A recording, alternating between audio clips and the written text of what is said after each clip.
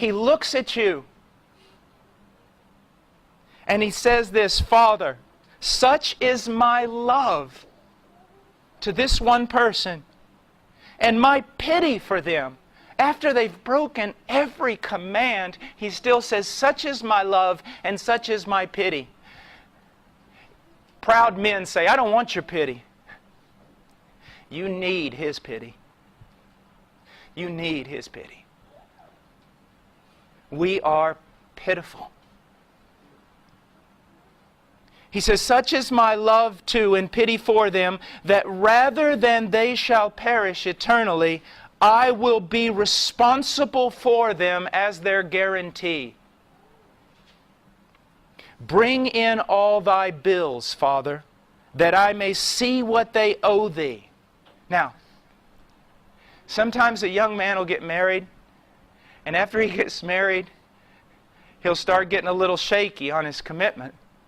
He said, I had no idea marriage was this tough. I don't know if this is really what I'm made to do. You see, he was boasting about how much he would love this girl. He had no idea the commitment he was going to have to make. But that is not true with Christ. Here he says to the Father, Father, bring in everything they owe thee. Let me see it. Imagine this. He sees everything that you owe justice. He doesn't go to that cross blindly. He doesn't get on the cross and say, no, Father, I don't want to do this. I didn't know it would cost so much. He knew from eternity how much it would cost Him, and yet He still did it. But listen to this. Bring in all thy bills that I may see what they owe thee. Lord, bring them all in. Now listen, believers, if this doesn't make you so happy you weep or cry out for joy, you're not understanding what I'm saying. He says, bring in all the bills.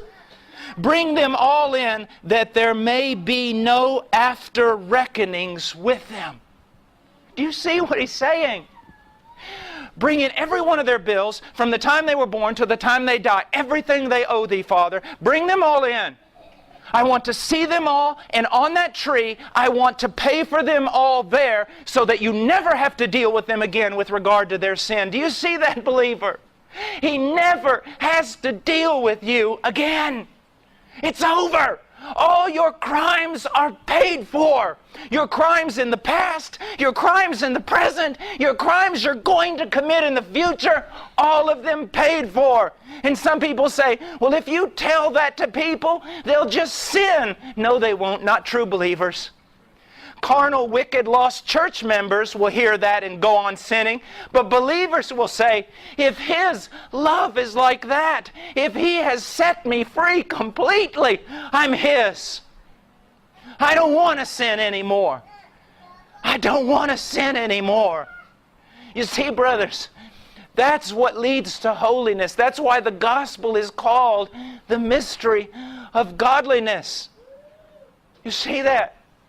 It's the thing that produces godliness in the believer. Yes, there are commands and there are rules, but that's not what makes us godly. What makes us godly is knowing that Jesus died and that He died for me. And when He died, He paid for every sin, past, present, and future. And God will never again, never call me into His judgment hall to judge me. Never again. I'm free. I'm free. Oh, thank God I'm free.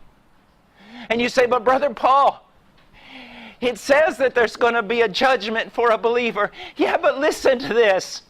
In that judgment, when you look up into the judge's face, it will be your father. It will be your brother. The one who judges you is the one who died for you. Don't you see that? You're free. You're free. No guilt. Always come to Him. Always go back to Him. Always run to Him. You're free. You finally walked through a door that no one in this world knows anything about. It's unconditional love. You're just loved, and it can't be changed now. Because of that perfect work of Christ on that tree, on your behalf. Christ so loved you, so loved His bride, that He who was ruler of all things, the heir of the universe and beyond, He became a servant because of His love for His bride, because of His love for you as individuals.